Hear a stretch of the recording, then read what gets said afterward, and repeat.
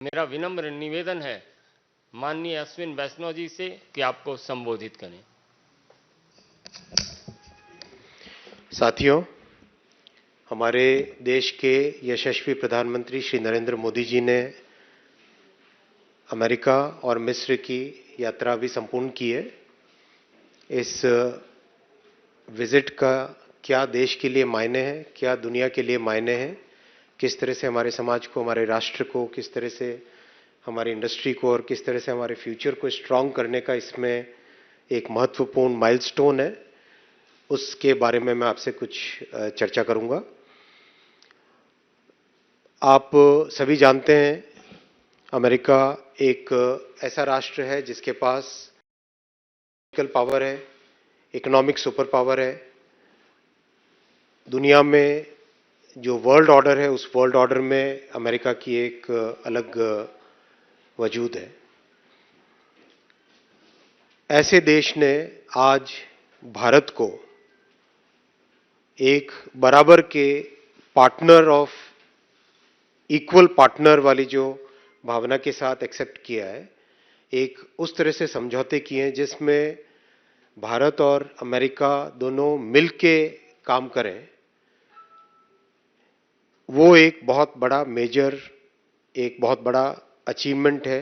पिछले 9 वर्षों में जिस तरह से मोदी जी ने देश की अर्थव्यवस्था को 10वें नंबर से 5वें नंबर पे लेके आए, जिस तरह से टेक्नोलॉजी में आत्मनिर्भर होने के लिए बहुत सारे इनिशिएटिव्स लिए, जिस तरह से हाईटेक प्रोडक्ट्स की मैन्युफैक्चरिंग का हिंदुस्तान हब बनने लगा, और जो स्टेप्स भविष्य में जिस तरह से आज जिसकी फाउंडेशन ले हो रही है, उन सब चीजों को देखते हुए और एक इंडिपेंडेंट फॉरेन पॉलिसी, एक जो independent foreign policy Modi ji ने पिछले 9 वर्षों में रखी, जिसमें राष्ट्र हित को सबसे ज्यादा इंपॉर्टेंस रखी।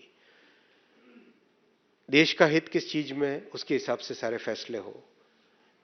इन सब चीजों को देखते हुए विश्व में आज भारत की एक अलग पहचान बनी है। माननीय प्रधानमंत्री जी को जिस तरह से रिसीव किया गया, जिस तरह से उनके कार्यक्रम हुए और जो समझौते हुए, वो इन सब बातों को आप समेटें अगर, 9 वर्षों का कार्यकाल, इंडिपेंडेंट फॉरेन पॉलिसी, आत्मनिर्भर भारत में नई टेक्नोलॉजीज को डेवलप करने का जो कॉन्फिडेंस है, जो एक लेवल है कि हम कर सकते हैं, नई से नई, डिफिकल्ट से डिफिकल्ट चीज को हम डेवलप कर सकते हैं, इन सब का निचोड़ है, इस विजिट का सारांश है। हर भारतीय का सीना गर्व से चौड़ा हो जाता है जब हम देखते हैं कि व्हाइट हाउस के लॉन्स सभी भारतीयों के लिए खोले गए, जब हम देखते हैं कि प्रधानमंत्री जी के यूएस कांग्रेस के जॉइंट सेशन में एक जेन्युइन स्टैंडिंग ओवेशन बार बार होता है। स्पीकर तक खड़े होके स्टैंडिंग ओवेशन में भाग लेते हैं अमेरिका के। ये जो सम्मान है, ये सम्मान देश के 140 करोड़ देशवासियों का सम्मान है। जिस लेवल पे आज भारत को पूरी दुनिया की जियो पॉलिटिक्स में मोदी जी ने पिछले 9 वर्षों में अपने कार्यकाल में पहुंचाया है, जिस पॉइंट पे, जिस हाइट तक लेके आए, वो उसका सम्मान है, उसका रिकॉग्निशन है। जैसे हम इसमें समझौते हुए उनकी अगर बात करें, एक एक समझौते को आप लो। एक समय था जब टेक्नोलॉजी के लिए हम दूसरों पे डिपेंडेंट रहा करते थे। हमारा यूएस, जब भी भारत सरकार से कोई भी यूएस जाते थे तो वहां पे आधी से ज्यादा बातचीत होती थी कश्मीर की, पाकिस्तान की, इस तरह के एक अलग ही नैरेटिव रहता था। आज आप देखो, इस स्टेट विजिट में, प्रधानमंत्री जी की स्टेट विजिट में प्राइमरी फोकस रहा कि हम दो ऐसे देश हैं जिनके पास आज टेक्नोलॉजिकल प्रोग्रेस है, टेक्नोलॉजिकल कैपेबिलिटीज है, टेक्नोलॉजिकल डेवलपमेंट की ताकत है, तो ये दोनों देश मिलके क्या कर सकते हैं। अब ये जो फंडामेंटल चेंज आया है, वो इस वो एक बहुत इंपॉर्टेंट टेक अवे है। इतना बड़ा चेंज आया ये कि हम दोनों मिलके क्या कर सकते हैं। सेमीकंडक्टर हो, जेट इंजन हो, डिफेंस टेक्नोलॉजीज हो, क्वांटम कंप्यूटिंग हो, एआई में कोलैबोरेशन हो, स्पेस में कोलैबोरेशन हो, इन सब में the thought process has changed 180-degree from the past, in which earlier India was never considered as a joint development partner. Today India is considered as a joint developer, as a partner who can contribute to the development of technology. That's the fundamental shift. It's a paradigm shift. और जियो political situation में भारत को एक बराबर का partner strategic direction इस तरह से ले कि भारत और अमेरिका एक एक मेजर फोर्स बने, मेजर ड्राइव बने, मेजर एक जो दुनिया के जितनी भी आज प्रॉब्लम्स है उनको सॉल्व करने के लिए बहुत बड़ा माध्यम बने। इन सब का रिफ्लेक्शन होता है प्रेसिडेंट बाइडेन के एक स्टेटमेंट में, जब प्रेसिडेंट बाइडेन कहते हैं कि this relationship will be the most consequential relationship of the 21st century. जब वो कहते हैं कि this is the most defining relationship in the 21st century on the geopolitical map of the world, ये उससे रिफ्लेक्ट होता है।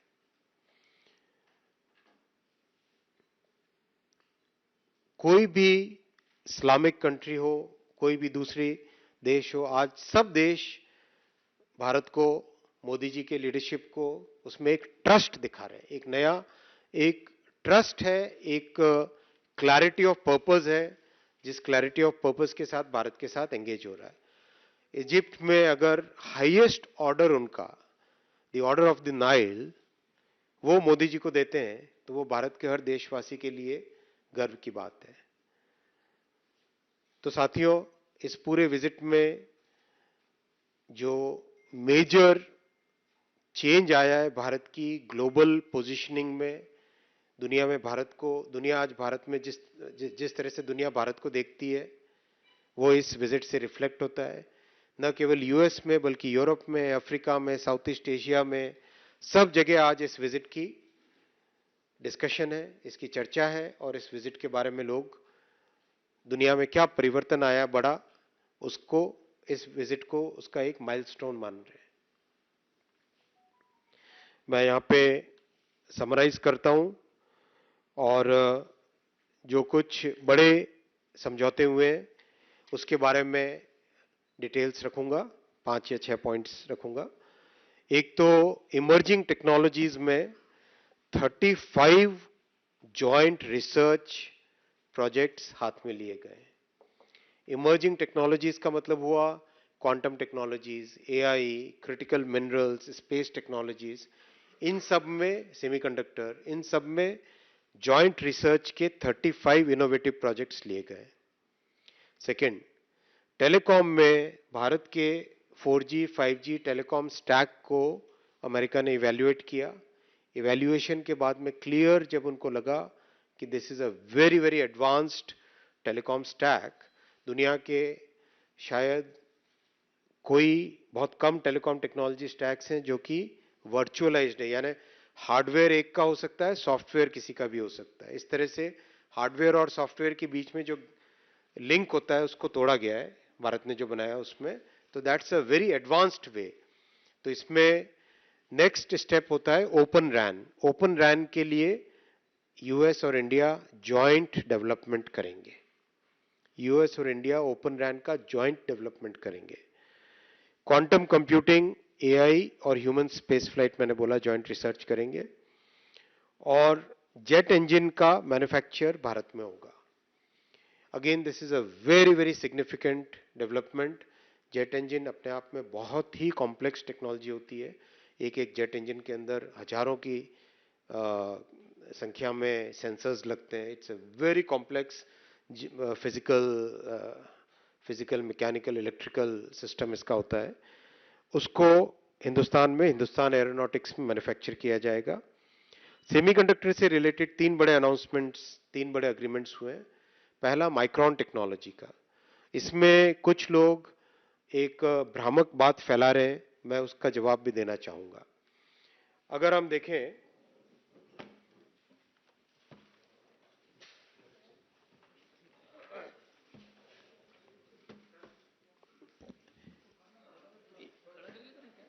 खड़क, अगर आप देखें ये वेफर है, ये वाला एक वेफर है। इस वेफर में बारीकी से नैनोमीटर, नैनोमीटर का मतलब आप आंख से नहीं देख पाएंगे इसको, अगर नाखून की नोक अगर हम लें, उसका 1 करोड़वा बारीकी से 1 करोड़ टाइम्स बारीक, इतना बारीक, इतना छोटा इसके अंदर चिप्स होती हैं।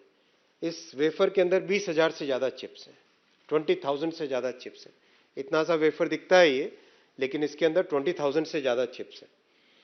इनको, इस वेफर को फिनिश करना, वेफर को फिनिश करके इसके अंदर जो बिल्कुल नैनोमीटर्स के चिप्स हैं उनको एक्सट्रैक्ट करना, एक्सट्रैक्ट करके उनको फिर चिप बनाना। इसको, ये जो चिप बनी है, ये चिप मैन्युफैक्चर करना। इस चिप को अगर आप देखो, इसकी कॉम्प्लेक्सिटी भी आप समझो इस चिप की। इस चिप के अंदर जो कॉम्प्लेक्स चिप्स होती है, उसमें कई कई किलोमीटर की वायरिंग होती है। There are chips in which 80 kilometre की वायरिंग तक होती है, 100 किलोमीटर तक की वायरिंग होती है। आप सोचो, इतनी सी चिप है, क्या साइज आप देख रहे हो इसकी, लेकिन इसके अंदर कई किलोमीटर की वायरिंग होती है। इतनी बारीकी से जो चिप बनती है नैनोमीटर्स में, वो चिप को ये बॉडी बनाई जाती है इसकी। इसमें पावर सप्लाई, चिप की स्ट्रेंथ और चिप का एक्सटर्नल वर्ल्ड के साथ किस तरह से कनेक्शन होगा, सर्किट कैसा बनेगा, वो इसमें आप देखोगे इस तरह से बनता है। इस चिप को फिर मॉड्यूल में डालते हैं। ये मॉड्यूल आपके फोन में जाता है, आपके कंप्यूटर लैपटॉप में जाता है, आपके पास जो कैमरा है इसमें आता है, जिस टीवी पे आप देख रहे हैं उस टीवी की स्क्रीन में इस तरह के मॉड्यूल्स लगते हैं। तो this is very very advance technology, extremely complex technology. और साथियों, जो क्रिटिसाइज कर रहे हैं उनको ये भी जानकारी रहनी चाहिए कि देश ने 40 वर्षों तक सेमीकंडक्टर इंडस्ट्री को डेवलप करने का प्रयास किया है। फर्स्ट अटेम्प्ट 1980s में हुए थे, फिर 90s में हुए अटेम्प्ट, फिर 2000s में अटेम्प्ट हुए। 40 वर्षों तक अटेम्प्ट करने के बाद में पहली बार एक बड़ा मेजर सेमीकंडक्टर प्लेयर हिंदुस्तान में आ रहा है। it's a very very significant thing. Micron Technology is among the leading companies in the world. दुनिया के टॉप 5 सेमीकंडक्टर कंपनीज में से माइक्रॉन की गिनती होती है। As per Gartner research, Micron is the 5th largest company in the world in semiconductor manufacturing. तो semiconductor manufacturing में जो कॉम्प्लेक्स इकोसिस्टम होता है, 250 के आसपास टोटल डिफरेंट केमिकल्स और गैसेस होते हैं, 250 के आसपास। जब पहला यूनिट लगेगा, पहले यूनिट के लगने से वो सारा का सारा इकोसिस्टम हिंदुस्तान में बनता है। किस तरह से केमिकल्स का स्टोरेज होगा, कैसे उनका यूज होगा, किस तरह से उनकी अल्ट्रा प्योर ट्रीटमेंट करना होता है, किस तरह से उनको उपयोग में लाया जाएगा, किस तरह से गैसेस को स्टोर किया जाता है, वो सारा का सारा किस तरह से just in time logistics maintain करनी पड़ती है, वो सारा का सारा इकोसिस्टम देश में आएगा। इसकी इंपॉर्टेंस आप समझिए, इसकी सेमीकंडक्टर की इंपॉर्टेंस अगर हम समझें तो आज दुनिया की फाउंडेशनल इंडस्ट्री है सेमीकंडक्टर। जो लोग इसको समझ नहीं पा रहे हैं वो लोग इस तरह के स्टेटमेंट्स दे रहे हैं, लेकिन आज ये दुनिया की फाउंडेशनल इंडस्ट्री, जैसे स्टील इंडस्ट्री है, अगर स्टील इंडस्ट्री है तो बाकी बहुत सारी इंडस्ट्री को उसका जो बेसिक रॉ मटेरियल चाहिए वो मिलता है। जैसे केमिकल इंडस्ट्री है, वो फाउंडेशनल इंडस्ट्री है कि केमिकल इंडस्ट्री अगर देश में है तो बाकी बहुत सारी इंडस्ट्रीज को उसका उपयोग मिलता है। वैसे ही सेमीकंडक्टर इंडस्ट्री आज एक फाउंडेशनल इंडस्ट्री है, जिससे आज कुछ भी आप मैन्युफैक्चर करना चाहें, चाहे ये मोबाइल फोन मैन्युफैक्चर कर रहे हैं आप, चाहे ये लैपटॉप मैन्युफैक्चर कर रहे हैं, चाहे आप कार मैन्युफैक्चर कर रहे हो, चाहे ट्रेन मैन्युफैक्चर कर रहे हो, चाहे डिफेंस का इक्विपमेंट बना रहे हो, आपका जो कैमरा हाथ में है वो, हर एक चीज में सेमीकंडक्टर आज लगता है।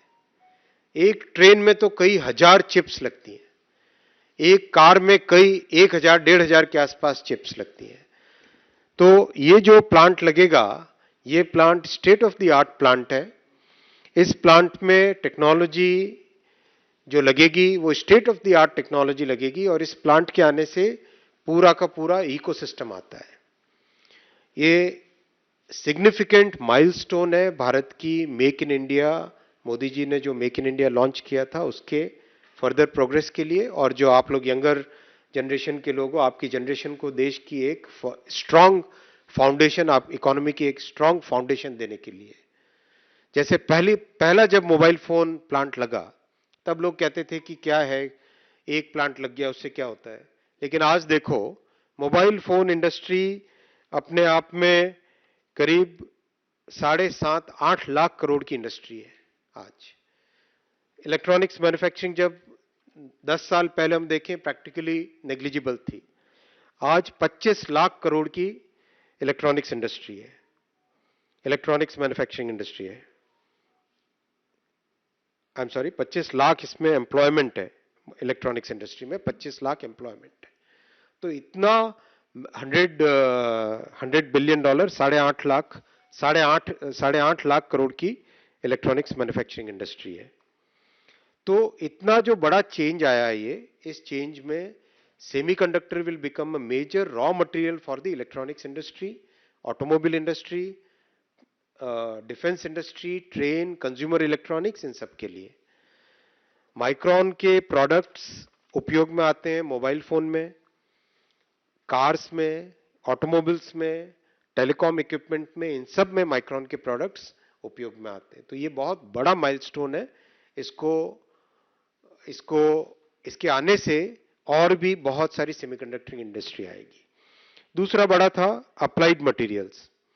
दुनिया की सबसे बड़ी इक्विपमेंट मैन्युफैक्चरिंग की कंपनी है सेमीकंडक्टर फील्ड में। ऐसे ऐसे कॉम्प्लेक्स इक्विपमेंट होते हैं। हम सब ने देखा लेजर कितनी फोकस्ड होती है, राइट? लेजर हम देखते हैं एकदम फोकस्ड होती है। लेजर से भी अगर 1,00,000 गुना फाइननेस चाहिए तो वो प्लाज्मा से आती है। वो इक्विपमेंट अप्लाइड मटेरियल्स बनाती है। उन इक्विपमेंट्स को हिंदुस्तान में डिजाइन करेंगे $400 मिलियन के इन्वेस्टमेंट से, और हिंदुस्तान में उसके कंपोनेंट्स और अल्टीमेटली मशीन भी मैन्युफैक्चर होगी। और तीसरा लैम रिसर्च, जो कि 60,000 इंजीनियर्स को सेमीकंडक्टर मैन्युफैक्चरिंग में ट्रेनिंग देंगे। जो 104 यूनिवर्सिटीज के साथ टाई अप किया है पिछले, जब से सेमीकंडक्टर मिशन लॉन्च हुआ उसके बाद से, उस सब में ये बहुत बड़ा माइलस्टोन है, बहुत बड़ा फोर्स मल्टीप्लायर है। तो चाहे क्लीन एनर्जी में कोऑपरेशन हो, डिफेंस में कोऑपरेशन हो, चाहे क्वांटम में कोऑपरेशन हो, टेलीकॉम में कोऑपरेशन हो, उन सब में आज यूएस और इंडिया भागीदार होंगे, जॉइंट डेवलपर्स होंगे, को क्रिएटर्स होंगे, और एक ऐसी पार्टनरशिप जिसमें दोनों के दोनों देश मिलकर नई टेक्नोलॉजी बनाएंगे। ये इसका बहुत बड़ा एक महत्वपूर्ण टेक अवे है। ठीक, any question? Santosh ji. Sir मेरे को ये पूछना कि जो सेमीकंडक्टर चिप है ये इंडिया में कब तक प्रोड्यूस होगा, एक अगर आप वेदांता वाले प्रोजेक्ट को कुछ बता पाएं। और तीसरा सर, गुजरात का वो कौन सा शहर है जिसने सेमीकंडक्टर प्रोजेक्ट के लिए जो भूमि वगैरह अधिग्रहित की है या चिन्हित की हुई है, और वहाँ क्या फैसिलिटी है? पहला विषय, माइक्रॉन करीब 6 क्वार्टर्स यानी 1.5 वर्ष में प्रोडक्शन स्टार्ट कर देगा। ये भी रिकॉर्ड टाइम बनेगा, रिकॉर्ड टाइम में प्रोडक्शन होगा। किसी भी देश में नई इंडस्ट्री स्थापित करना, नई फैक्ट्री स्थापित करना, और उसमें पहला प्रोडक्शन 1.5 वर्ष के अंदर अंदर आना, तो दिसंबर 2024 का टारगेट लेके चल रहे हैं, जिसमें पहली made in India chip, semiconductor chip बन के निकलेगी। दूसरा आपका प्रश्न वेदांता से रिलेटेड है। वेदांता फॉक्सकॉन का जो प्रपोजल है, आपने देखा कि जैसे जैसे इंडस्ट्री की फीडबैक मिली, उसके फीडबैक के हिसाब से सेमीकंडक्टर प्रोग्राम को मॉडिफाई किया गया। तो मॉडिफिकेशन के हिसाब से जो भी एग्जिस्टिंग एप्लीकेंट्स थे, उन सबको ऑप्शन है कि वो मॉडिफिकेशन के हिसाब से अपनी एप्लीकेशन को रीसबमिट करें। तो जब वो रीसबमिट करेंगे, उस हिसाब तब उनका इवैल्यूएशन होगा। तीसरा शहर कौन सा है? सानंद शहर है, जिसमें माइक्रोन के सामने बहुत सारे ऑप्शंस थे। उन सब ऑप्शंस में से उन्होंने सानंद को चूज किया है। वहां पे वो लोग प्लांट लगाएंगे। वहां हर तरह की इंडस्ट्रियल फैसिलिटीज है। वाटर सप्लाई इसमें बहुत अल्ट्रा प्योर चाहिए। पावर सप्लाई एकदम स्टेबल चाहिए, अल्ट्रा स्टेबल चाहिए। वो सब चीजें, सारी की सारी फैसिलिटीज वहां पर है। संजय शर्मा। आपने इससे कहा कि 40 साल से भारत कोशिश कर रहा था सेमीकंडक्टर पे आगे काम करने के लिए।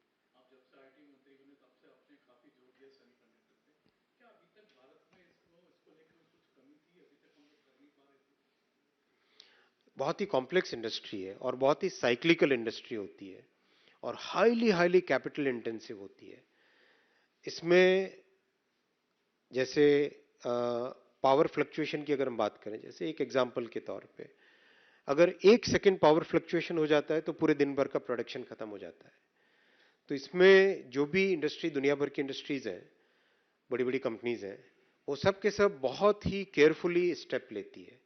तो पिछले 9 वर्षों में जिस तरह से प्रधानमंत्री श्री नरेंद्र मोदी जी ने इलेक्ट्रॉनिक्स इंडस्ट्री को ग्रो किया और दूसरे कई ऐसे इनिशिएटिव्स लिए, जिससे कि आज टेक्नोलॉजी में देश का एक महत्वपूर्ण स्थान बना दुनिया भर में, उससे कॉन्फिडेंस आया है। उस कॉन्फिडेंस का रिजल्ट है कि आज सेमीकंडक्टर इंडस्ट्री हिंदुस्तान में आई है।